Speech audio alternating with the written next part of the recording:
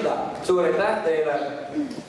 Teie olite eelmises voorus nende hulgas, kes üle noatera pääsid siia vooru.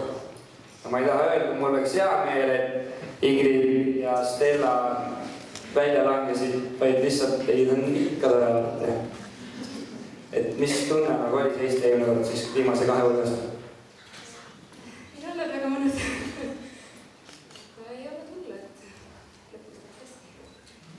Ja sinul? Väga enamus. Väga kartsin. Kartsid välja langeda?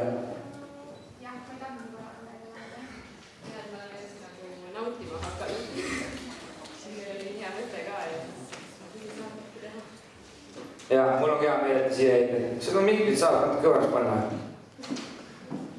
Ma ei kuule enam. Aga nüüd kuulen ennast. Jaa, las minu küsida. Jaa, nüüd lasme sinu. Jaa, palun.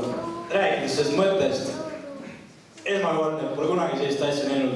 Linad lendavad, värid, särid. Kes selle koreograafia siis välja mõtles? Koos ja me ütleme suure aitähi ka Marjule ja Janale, kes käisid ja andsid meile ka head nõu, et äkki selle koha peal ette natuke nii.